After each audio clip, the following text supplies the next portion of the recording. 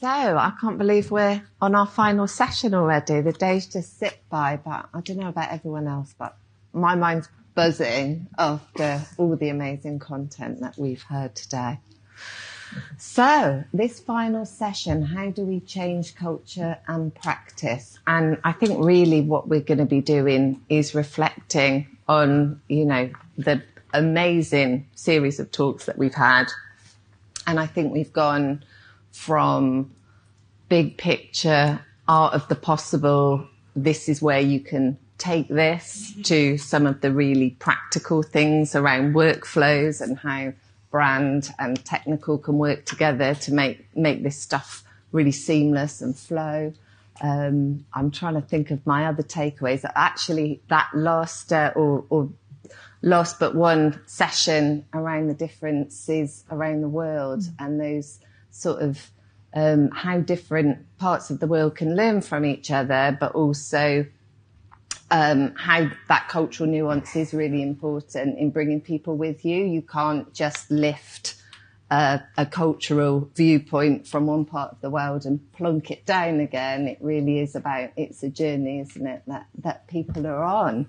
So I've got some amazing guests here to give their reflections. And I think, Katy, if I start with you, yes, obviously we'll all introduce ourselves again as we go for anybody who's just joining us perhaps later on in the day.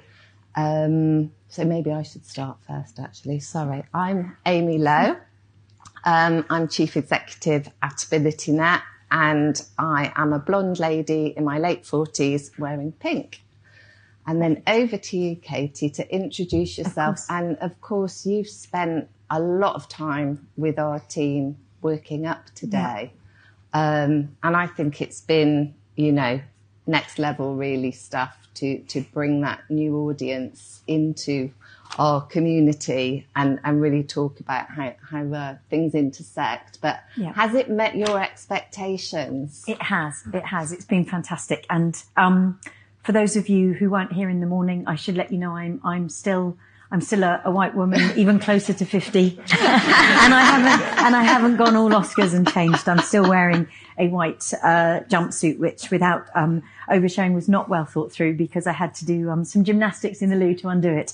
So I just thought I should let you know as an end of day aside. But sorry, so sorry. Towards the end of the day, come on. But no, in terms of expectations and the planning, I want to say a massive thank you actually to Mark and yourself, Amy, because I think there was a lot of planning that went into it. But certainly from my perspective, there was huge energy, there was huge momentum, talking to a lot of people who were the TechShare Pro regulars. I hope everyone's appreciated a slightly sort of different lens today. And it has been amazing. If I think about my key takeaways, really, I think the thing I would say in thinking about Dom and the Channel 4 work at the beginning, if you are the guardian, the custodian of a brand, or you're working for an advertising agency and you're responsible for a brand, I think, Shani, actually you spoke about it is a real privilege to be in that position. Because if you think about the reach and the influence of your brand, please think beyond, important as selling chocolate is, for example, my old hat on, selling Maltesers and Snickers.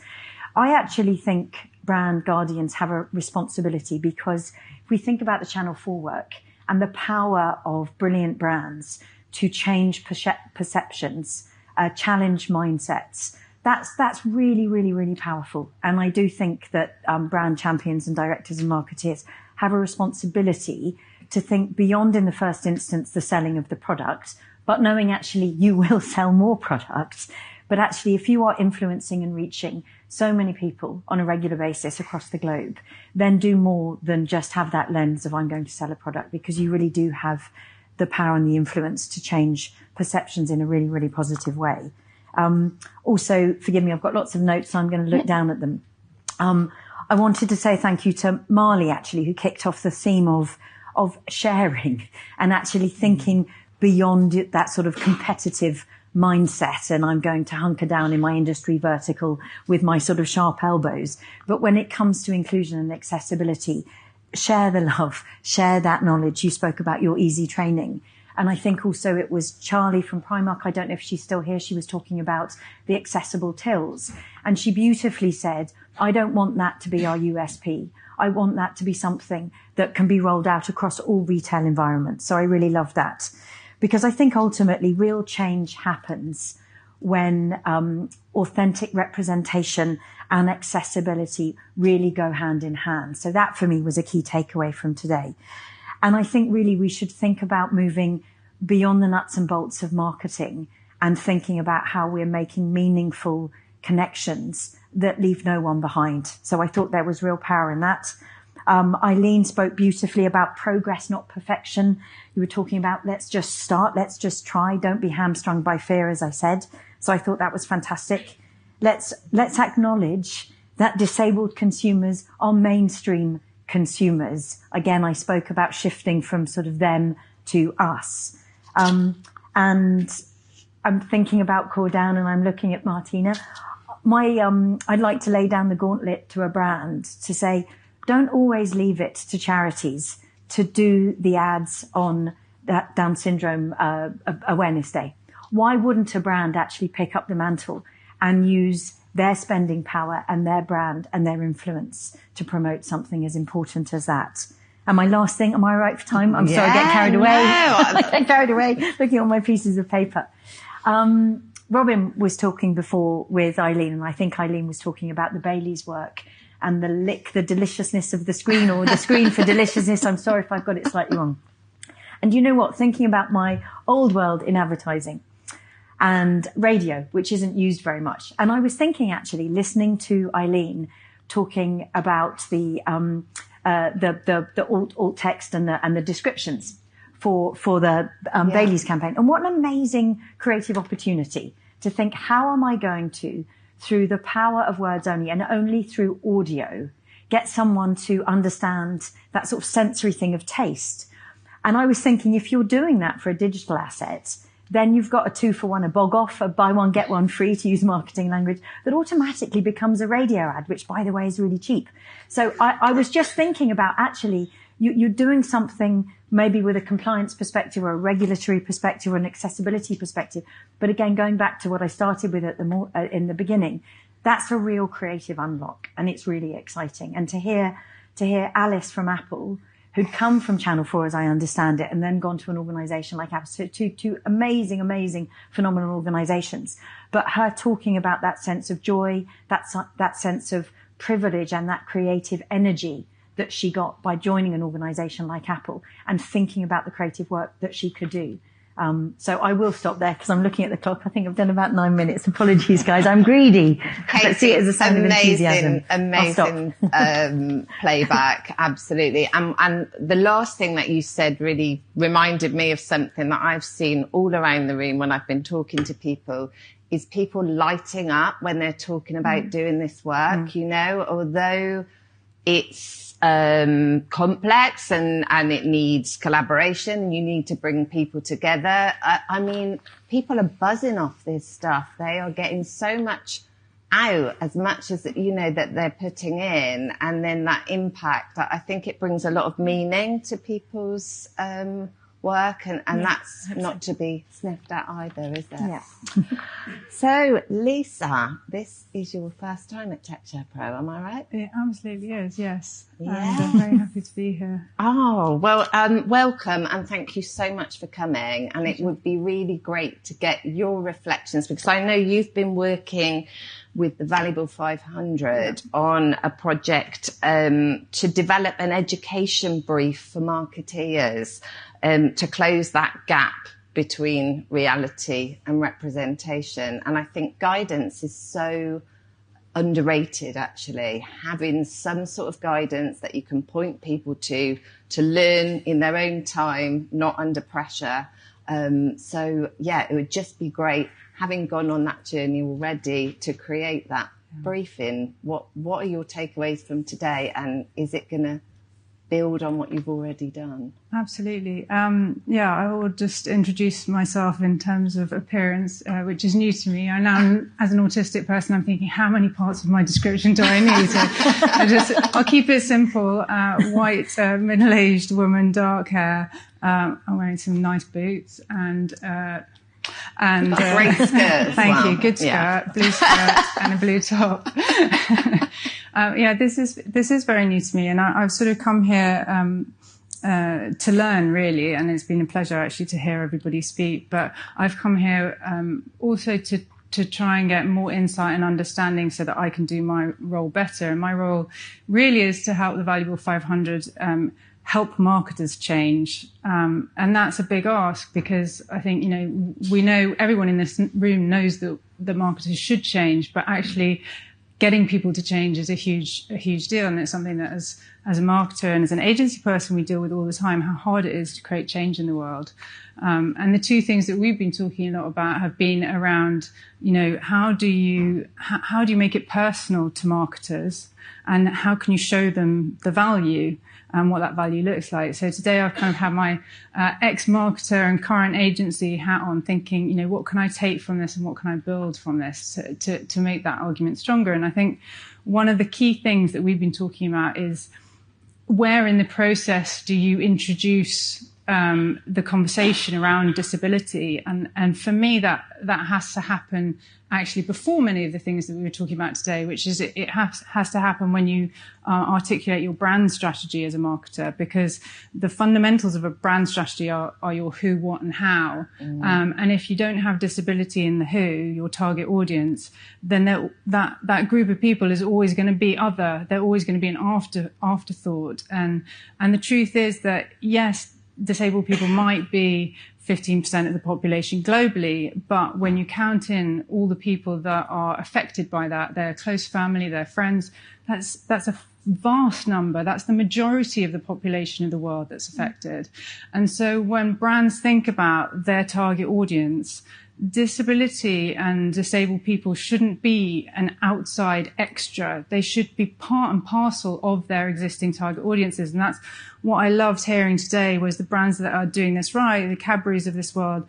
They're saying, these people eat chocolate fingers too. I mean, I've got 3 autistic children. They love them. We are the target audience. We are part of that target audience. And it's how can we try and start that conversation early in the strategic phase, and then include disabled people across every part of that creative development process, whether that's creative work or product innovation or whatever part of the brand development process we're in.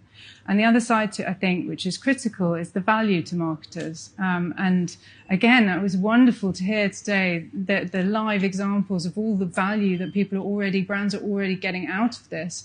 I spend so much time talking to Nestle, my main client, about how do they stand out? How do they represent themselves and their brands in more authentic ways? And actually, authenticity and disability, are great bedfellows, if you don't mind using the word, because we have a very real understanding of some of the challenges in life. And when you include disabled people in conversations, you have a more authentic voice immediately. And so I think there's value in standout, there's value in that authenticity, and there's also a return on that investment. And I love that phrase earlier, return on inclusion. I shall definitely be stealing that and using that. But I think there is this huge value, and we see it in the return, the financial return in the standout and the equity of brands. And I've learned so much today that I think, another comment that someone made, which I thought was beautiful, which was, once you've heard it, once you've been involved, you can never get out again. I think that's it. I'm going to be in this sort of world and in this community and trying to drive change now in everything I do in marketing. So thank you for everyone who's spoken, and I'll hopefully carry that forward, and hopefully with the help of Valuable 500, we'll make some really big changes in the marketing community. Amazing. Wow. Well, thank you so much for sharing. And I hope this is the first of many attendances at TechShare Pro, and we'll be really excited to hear about your journey going forward from here. Hector. Hello. In contrast to Lisa, you've been to quite a few of these, haven't you? I think I've been to every one of these. Yeah, full house. So, paid for most of them. Exactly, yeah. Popping up for the greater good. We appreciate this. So,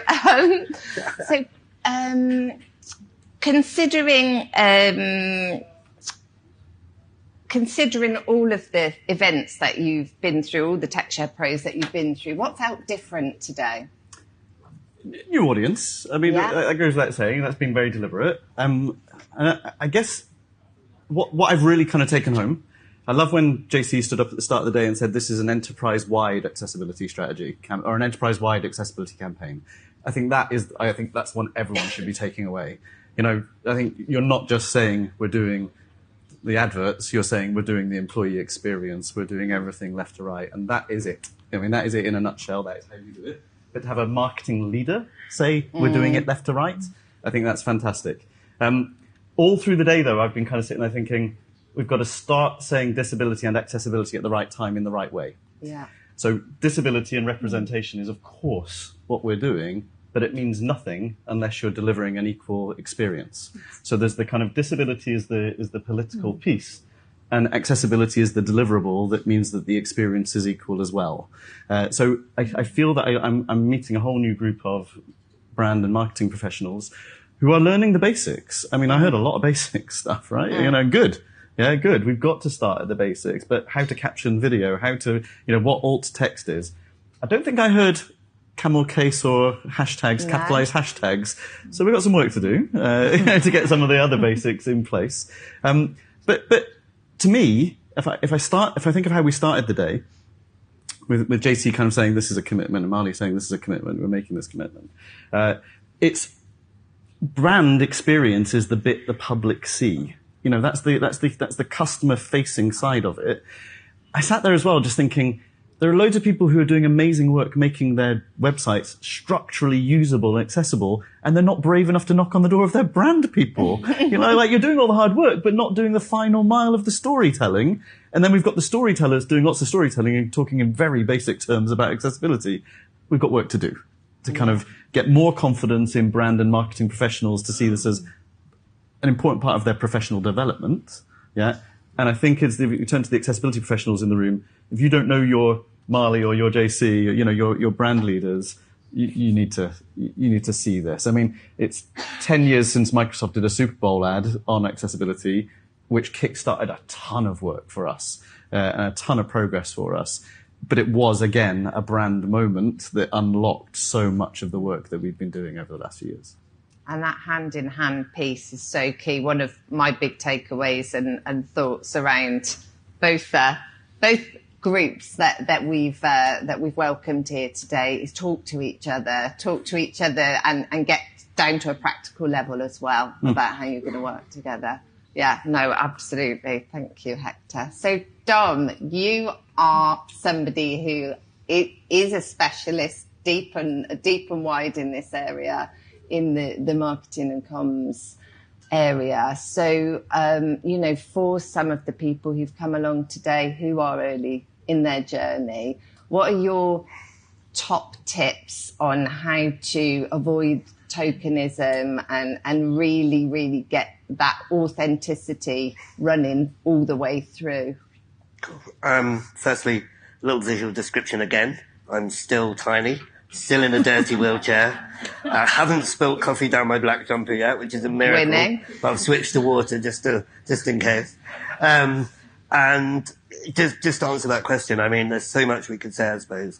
For me, like reflecting on the day, it's wonderful to have, I suppose, my world, the sort of representation, the disability inclusion and marketing in the same space, like to Hector's point, as people that are driving like accessibility from the inside. And hopefully I think we can all feel there's a certain energy around, like, you can accomplish a lot when you kind of put those same communities in the same room, because ultimately collaboration is king, whether that's a brand with a professional, whether that's the community with someone that isn't from the community. Like, we can do a lot together. And I think that's probably my biggest single takeaway of today. I think also we've seen practical examples of people that are just doing it. And that's great, because maybe we didn't have that much of that in years gone by. And I think that also shows the progress we're making, because there's actual tangible examples of brands doing this, and not just doing it 10 years ago, but doing it in the last year. And I think that's really exciting, because hopefully that's a snowball of so much more. And then in terms of like tips for doing it, I think that a lot of people today have obviously talked about the fear and removing that fear, but what does that actually mean when you sort of on a practical level. I think in reality, it's maybe sitting down and going, right, what can I do differently today or tomorrow or the day after to make tangible change and almost channel this energy that I feel, but into a really practical application of doing, because it's obviously all well and good us having the energy, because all of us in this room care deeply about what we're doing, but it's like, how can I actually create tangible change? And you're not expected to have all the answers. I think we've learned that as well today. Like, not everyone knows everything. No one's perfect, but you can send a message. You can ask someone, you can loop someone in, you can read a free resource. There's so much you can do to like educate and upskill yourself, and ultimately like bring that community into the conversation as early as possible, because they will help you, they will give you the answers, and they will unlock what ultimately is a really, really fun opportunity to both engage new customers and create that like benefit to your brand or your business, but also just like try new things and experiment with creative avenues that people maybe have never done before. And like, that's why I love what I do. We're able to take people on a journey and get them to do different things, and every day is completely different. And it's really, really exciting. It's obviously not without its challenges, but I think that hopefully everyone's got a little bit of that magic today where they can see where it's worked and what people are doing and how beneficial it can be, and they can carry that through into what they do from here.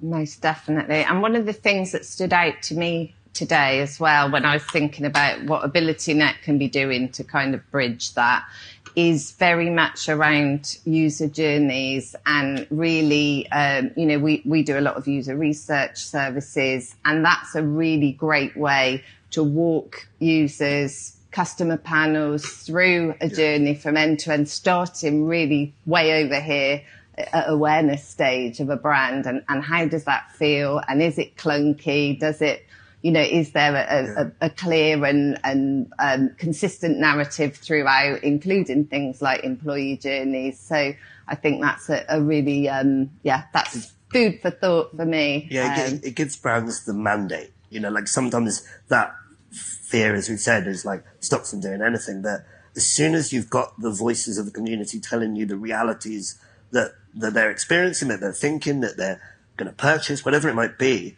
that insight transcends any sign off up the ladder, down the ladder. And, it talks to the business case as well as the sort of imperative to do this because it's the right thing.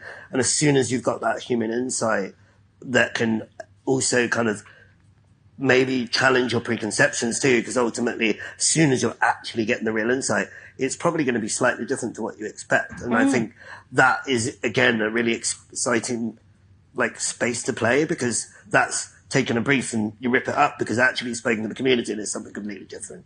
So that for me is really, really an exciting thing we can take forward as well. Do you think as well, when you gather that user feedback, you often find that the challenges that you thought you had are smaller than they really are? The solutions are easier to implement and quicker, and actually some real creativity comes out of it. And so, exciting.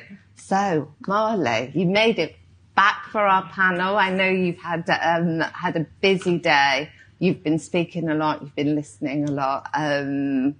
What are your reflections on the day?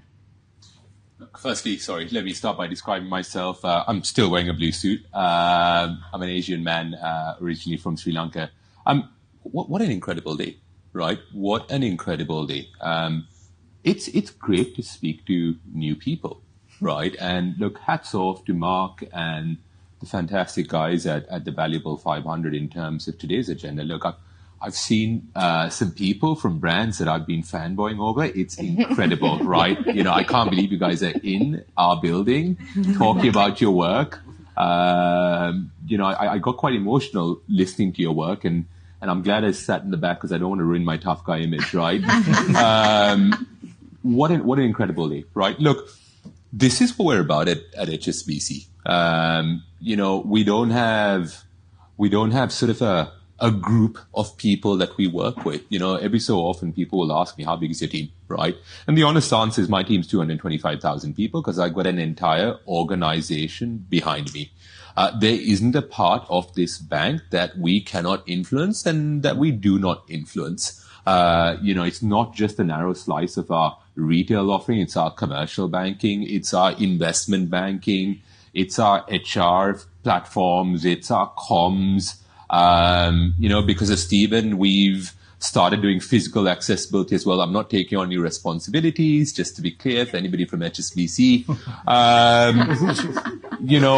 We quite literally want to change the world around us, right? And I think it's important to have brand leaders out there, because actually, that step of being brave is really important. I remember, about 2 years ago, I was with our executive committee, the board, as you might colloquially refer to them, and I said, look, we've done the hard work. Let's talk about this, right? And there were a couple of people who shifted in their seats and were like, oh gosh, here goes money, right? I was like, look, what's the point in doing this work if we aren't telling people about it, right? Because ultimately, that's the point here, right? We want more customers. We want the best talent, right? If somebody doesn't want to bank this group in our communities, we'll have them, right?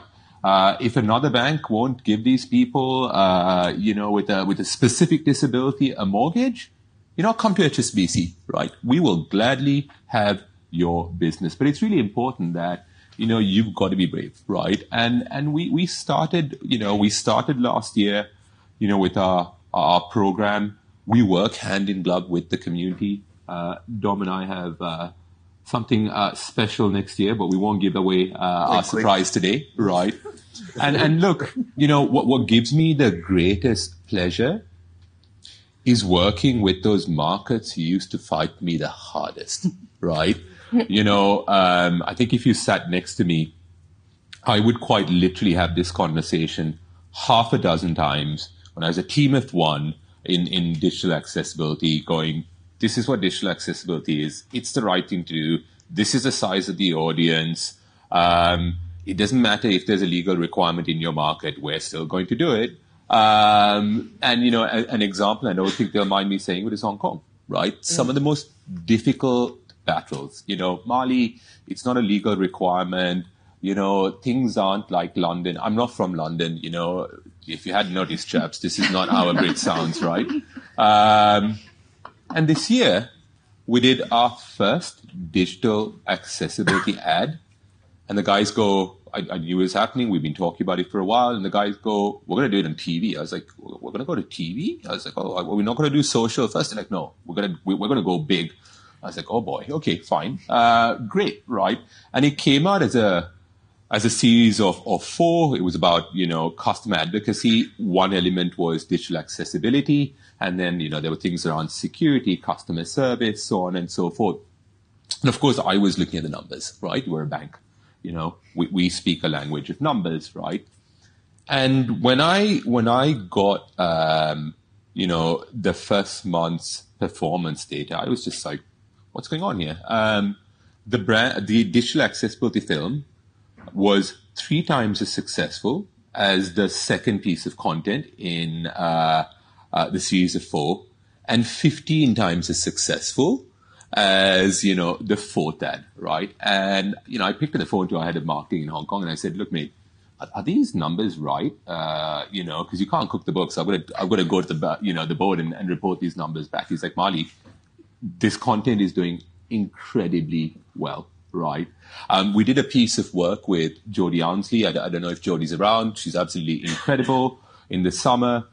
And, it was a 6-week campaign. We had 40 million impressions. I think something like 1.5 million engagements.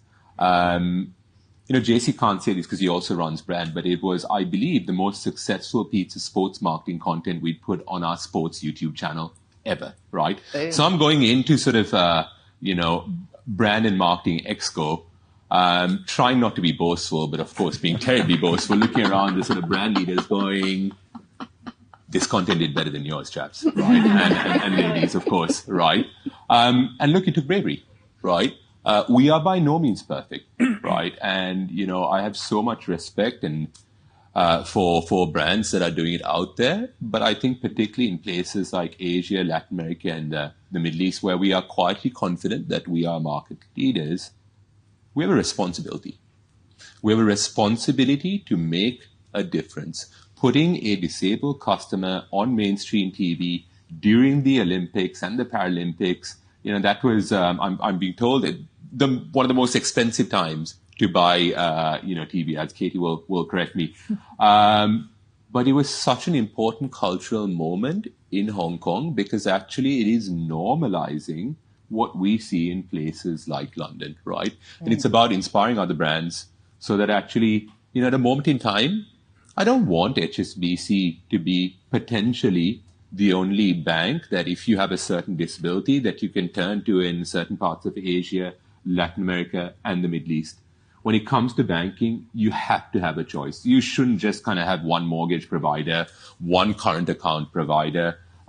You need to have a choice. This is fundamental. So look, absolutely incredible.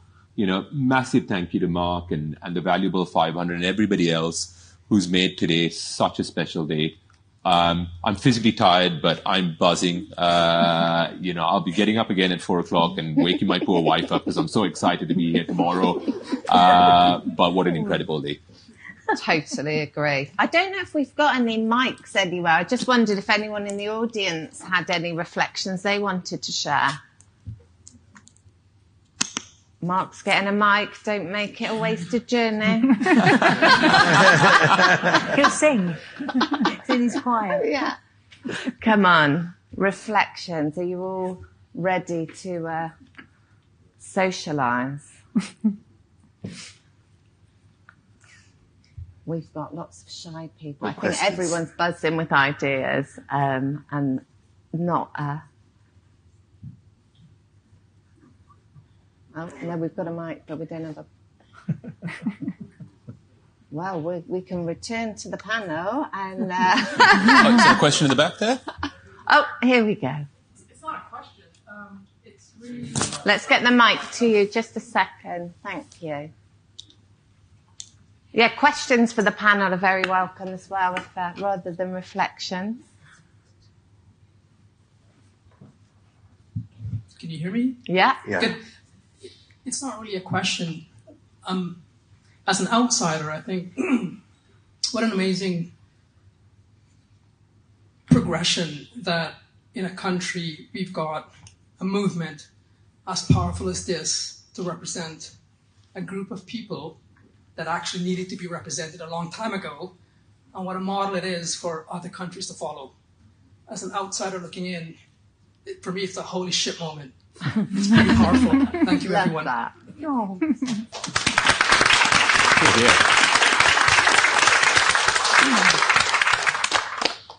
Anybody else have a moment? We got some.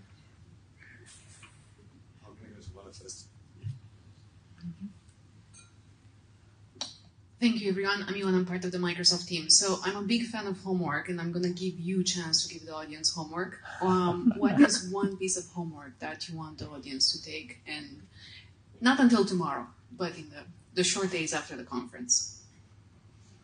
If you aren't already become an HSBC customer, is that...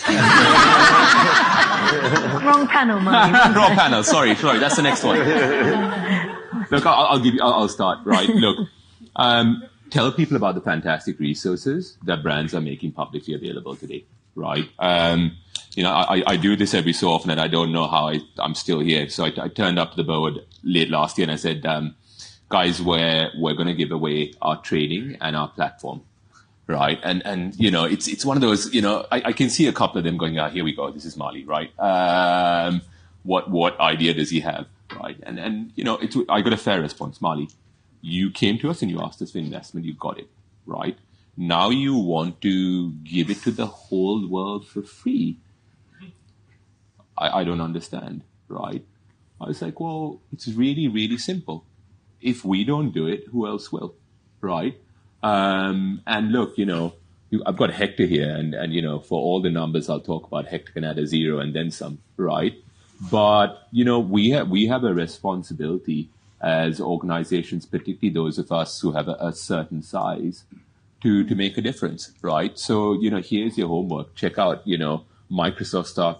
Check out our stuff. There's some fantastic content out there. There's AbilityNet, right?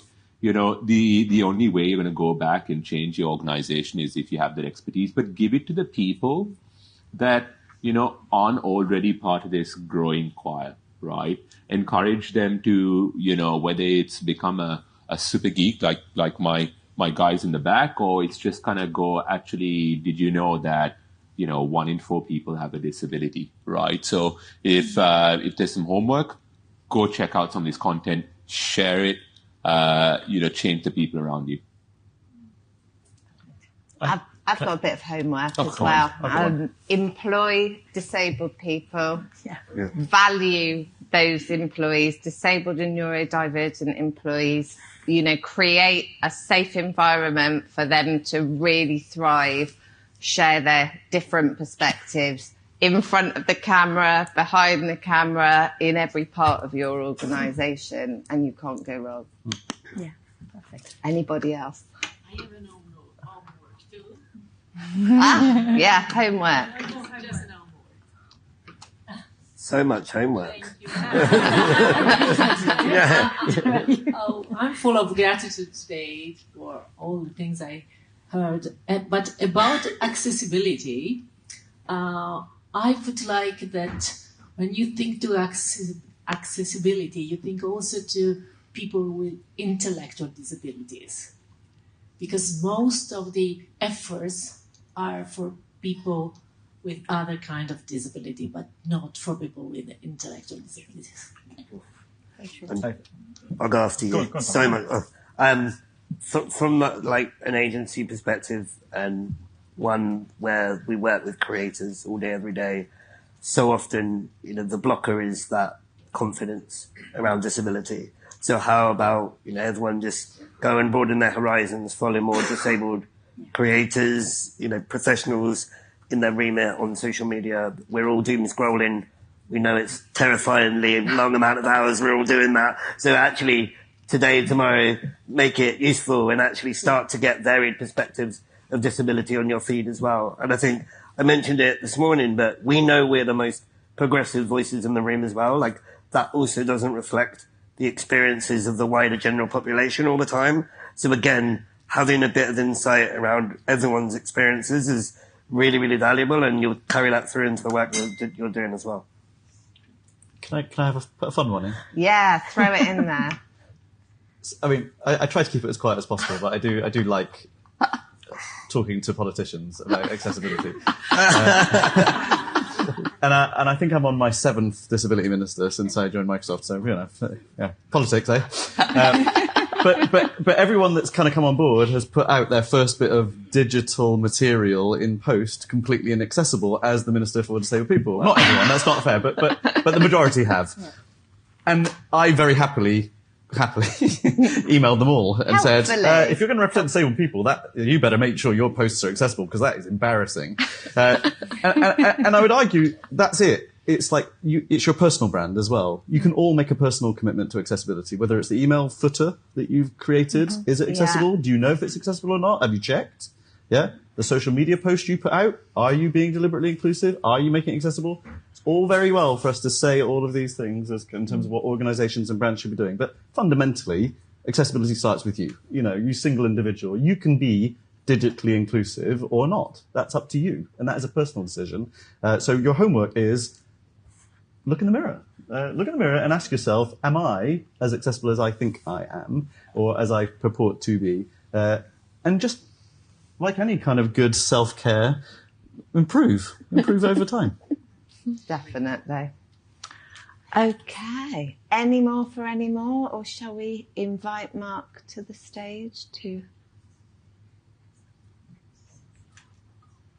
Here he comes. Ooh. So, brilliant. Summing up, thank you. And all those different perspectives reflect what we were doing today. You've all heard the different things that are going on.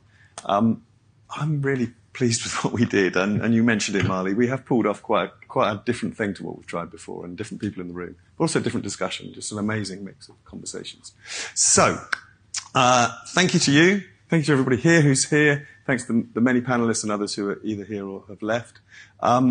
one thing I was going to mention is show those ads to people. I started doing that with friends, and they're just really cool ads, right? They're funny, they start a conversation, and they're really engaging. And I'm pleased we chose those, that starting point in terms of reaching into other communities, because they really are very engaging and accessible and easy to talk about, and they do lead you in another direction. So that will be my homework. Go and share those sorts of ads you've seen today, because people love them and they laugh at them and join in with them.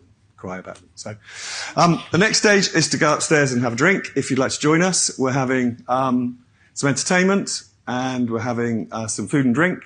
We're going to the 41st floor. We're on the 6th floor. The next stage is to go to the 0 floor and then go to another lift, because this lift doesn't go up first. So what you do is you go downstairs and you come out of the lift, you turn right, and there's a reception area, and you'll be met there, and you'll go up in batches in the lifts upstairs. Please do join us if you can, even if only briefly, just to celebrate another great day at TechShare Pro. If not, for those of you who are coming tomorrow, we'll see you tomorrow. And for those of you that just came for the day, I hope you loved what you saw. If this is your first time, I hope you're going to come back and take away all those lessons and share them with others and bring them next time as well. So thank you very much for a wonderful day, and thank you to all of you. And we'll see you upstairs.